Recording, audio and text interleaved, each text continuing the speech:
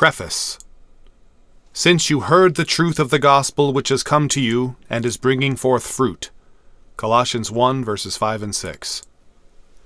One does not have to be a particularly harsh critic to make the observation that a great many evangelical churches have become largely ineffectual, both in terms of their impact upon the society generally and of their producing good and lasting fruit in the lives of many of their members. Footnote. Not to be confused with the word evangelistic. Both words are derived from the Greek word euangelion, meaning gospel.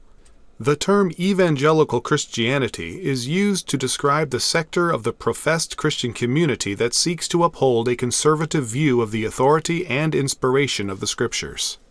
Churches are regarded as evangelical if they are Protestant, i.e. not Roman Catholic or Eastern Orthodox, and believe that the contents of the Bible, including its recorded miracles, the virgin birth and the resurrection of Christ, are literally true, and that the Bible is the ultimate test of all disputed propositions. Such churches are often contrasted with liberal Christianity. This author is unashamedly evangelical. End footnote. In the last century, a well-beloved pastor and critic of the modern churches, A.W. Tozer, whom some may have regarded as a curmudgeon, but many others regarded as a modern-day prophet, wrote, "To many observing persons today it appears that conversion does not do for people as much as it once did. Too often the experience passes, leaving the seeker unsatisfied and deeply disappointed. Some who are thus affected, and who are too sincere to play with religion, walk out on the whole thing and turn back frankly to the old life.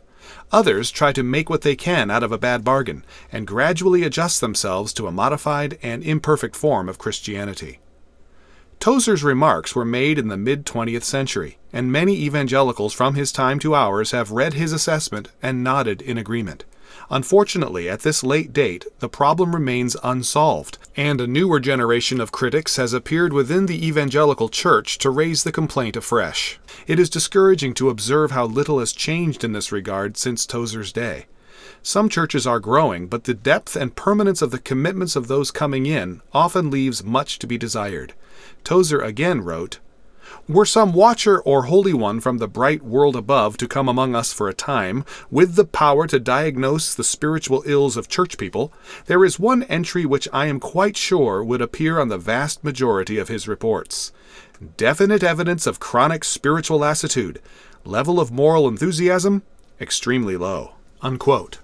Too often those who respond to our salvation appeals exhibit no noticeable transformation of their lifestyles, values, or moral character. The general level of commitment to Christ in many churches seems so fragile as to tempt preachers to tread gently on moral questions and to appeal to the lowest common denominator in the congregation's spiritual self-interest. This temptation has proven too strong for many in the pulpits. Those who attend services often act as if the church exists to please finicky consumers. The result is often either a church that competes with the world, poorly, to entertain a self-centered clientele, or one that preaches a gospel characterized by great benefits offered at minimal cost.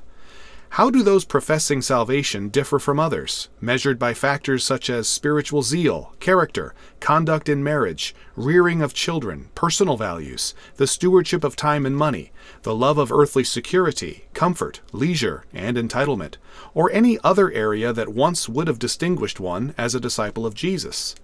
Most churched families seem unable to pass along whatever faith they themselves possess, and are losing a shocking percentage of their children by college age to the secular world. Getting young people genuinely excited and keeping them enthusiastic about the things of God is considerably more difficult than one would imagine, considering how awe-inspiring Jesus is to those who seriously contemplate and know Him. He has never changed. Those who seek and find Him still find in Him one to captivate their hearts. But why are so few finding Him in that way today? When reading of the New Testament church and its exploits, one cannot help but be puzzled by the modern church's lack of spiritual dynamism by comparison. Institutionalized Christianity is widely perceived by the world as a stodgy irrelevance, which long ago exceeded its shelf life. An institution that resists scientific knowledge, promotes outdated moral standards, and exists largely as a barrier to real societal progress. This was not the way the early Christians were perceived. Their lives were transformed by the message of Christ and the apostles in such a way as to turn them to an entirely new course of life. New relationships, new values, new goals, new enthusiasm. The dynamic and practical changes in the lives of converts were not always ones that unbelieving observers wished to adopt for themselves, but they could not disregard nor easily disrespect them. From the beginning, the countercultural lives of Christians as individuals and as an alternative society are said to have warranted the favor of all people. Can it much surprise us that God added to the church daily those who were being saved? Acts 2:47. Those who were being added by the Lord were committed disciples of Jesus, a much more rare phenomenon in 21st century churches. They were not simply religious people, of which there will never be a shortage. Among merely religious people, there has always been a tendency to view God merely as a means to an end. Typically, the end sought in religion is the promise of a better afterlife. In every religion, some people are more than ordinarily devout, feeling affection and loyalty to the deity. Apart from this devoted minority, it appears to be the attitude of most to seek divine favor at the lowest possible cost, purchasing, preferably at the deepest discount, foolproof security for the next life, whether conceived as being in heaven or as the next time around in a world of karmic justice and reward. To the average religiously minded consumer, the best-case scenario would be found in a religion or a God who will deliver big but require little. How is it that the early church had such spiritual vitality and social influence? What different circumstance allowed the church in the first 3 centuries to hold on to their converts and to instill in them the commitment that led so many to endure torture rather than to defect, and to sing victoriously in the face of martyrdom? Some might blame the problems in today's church on an increased level of corruption in the general culture of the secular world, which allures believers into compromise, apathy, and apostasy. However, this cannot be the whole answer, since the early Christians contended with a Roman culture far more pagan, more brutal, and more sensuous than that to which our own, at this time of writing, has yet descended. Is it that the internet and electronic media have continually brought the world's distractions right into Christians' homes, thrusting its various temptations, disinformation, and confusion before our eyes and minds? There may be some truth in this, but the problem existed in the modern church prior to the advent of this technological overwhelm, as Tozer's complaints indicate. Believers with disciplined minds have had to fend off the world's temptations and philosophical lies in every age, often in their own domiciles and at their own dinner tables. Think, for instance, of married Christians with unsaved partners, or first-century Christian slaves in pagan Roman homes, or Joseph in the house of Potiphar. To resist the pull of the world via digital media requires only the same kind of determination and discipline as was required of the faithful in every era. There are some Christians in the technological age who successfully avoid the lure of online pornography, video game addiction, and of squandering hours in distracted web surfing. This means that the problem, where it exists, must be in the person himself rather than in his environment. Perhaps the weakness of modern Christianity is due to disillusionment over the large number of fallen preachers and religious leaders who have demonstrated that they too are mere men with feet of clay, and have brought disgrace on the people of God through their publicly exposed moral failures. Or could it be that too many rank-and-file believers have simply shown themselves to be untrustworthy, or complete hypocrites? To place the blame here might seem plausible, but such moral failures strike me as more likely to be the fruit rather than the root of the church's weakness. After all, there were also some hypocrites in the first century church, though probably not so many as today, especially after that matter with Ananias and Sapphira. The failures of weak Christians and weak ministers do not weaken the claims of Christ, who actually warned that we would encounter such, and do not adequately explain the cause for the problem. Rather, they are usually the result of a failure with roots further back. A number of Christians assessing the situation have concluded that the problem is not in the people, but in the preaching. Not necessarily in the sincerity of the preacher, but in the message and methods used in our evangelism. The message preached is the seed by which the church multiplies, Luke 8:11. If the seed is bad, the fruit will be bad. A defective gospel will produce defective converts. It's that simple. In studying the distant history of the church, a Protestant might readily conclude that a major cause of the corruption in the medieval church can be traced to the defective nature of the gospel that was preached in that time. We rightly celebrate some of the achievements of Martin Luther. As a Roman Catholic monk in a Roman Catholic world, he had the courage to look afresh at the Bible and to question whether the gospel he had always heard might not differ from that found in Scripture. If we resonate with the recovery of some gospel truths rediscovered in Reformation times, we should be curious enough to inquire, what if Luther's age was not the last to require its Christians to re-examine their message and to subject it to a vigorous biblical critique? Whatever message we convert people with will determine what we convert them to. Tozer, whom we have quoted earlier, was one who thought the blame for the church's impotence lay in the nature and content of the preaching. As he put it, "Something is wrong somewhere. Could it be that the cause back of this undeniable failure of the gospel to effect moral change is a further back failure of the messenger to grasp the real meaning of his message? Could it be that in his eagerness to gain one more convert, he makes the way of life too easy? It would seem so. In other times it was not an uncommon thing to witness the wholesale closing of saloons and brothels as a direct result of the preaching of the gospel of Christ in revival campaigns. Surely there must have been a difference of emphasis between the message they preached in those days and the ineffective message we preach today." Unquote. Tozer's contemporary, D. Martin Lloyd-Jones, whose credentials as a conservative evangelical pastor are widely regarded as impeccable, and whom no one has ever described as a curmudgeon, wrote in his book, The Kingdom of God, "How does it come to pass that with open Bibles before them, men and women should be wrong not so much about certain details with respect to the gospel, but about the whole thing, about the very essence of the gospel? It is indeed very surprising that at the end of the 20th century, men and women should still be all wrong about what the gospel is. Wrong about its foundation, wrong about its central message, wrong about its objective, and wrong about the way in which one comes into relationship with it.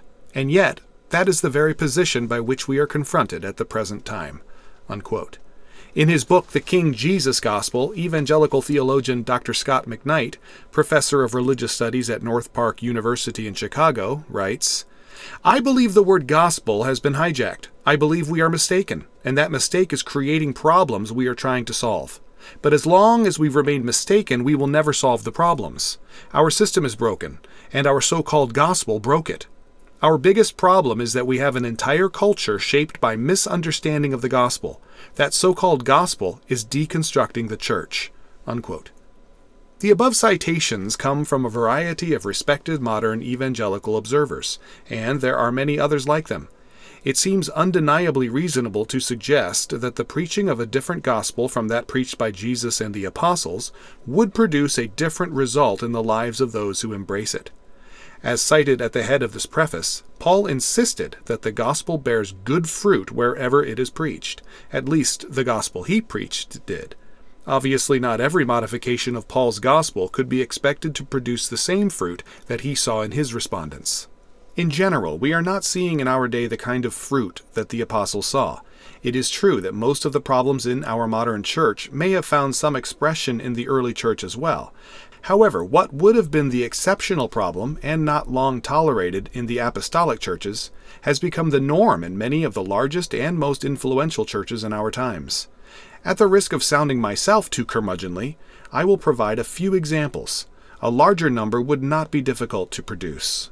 1. The notorious fornicator in the Corinthian congregation was dealt with and expelled from the church. By contrast, today, many a church has made a defense for allowing fornicators, of a certain variety, even to be church leaders. 2. The Gnostic heresy of antinomianism that sought, with a measure of success, to penetrate the early Christian assemblies, was roundly denounced by the apostles and those churches that remained faithful to them, who endeavored to purge it from their midst. Yet, in many evangelical circles today, such antinomianism is enshrined as if it is the very gospel itself.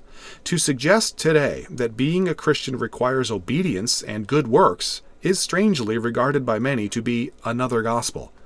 Footnote: Antinomianism is the teaching common among many Gnostic groups that defined salvation as requiring only a proper knowledge or belief and placed no moral demands upon the believer.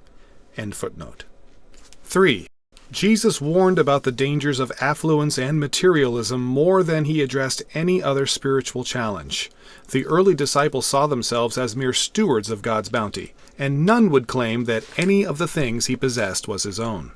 As a result, there were none in their community who lacked, because it was believed that God's ideal was that he who gathered much had nothing left over, and he who gathered little had no lack. Jesus told his preachers not to charge for their services. Footnote: Matthew 10:8. The principle that the worker is worthy of his food, verse 10, which will be provided by his master through the voluntary generosity of the master's other servants, verses 11 through 13. The preacher did not work as a contract laborer for a religious corporation. End footnote. And the Apostle Peter could honestly say, "Silver and gold I do not have."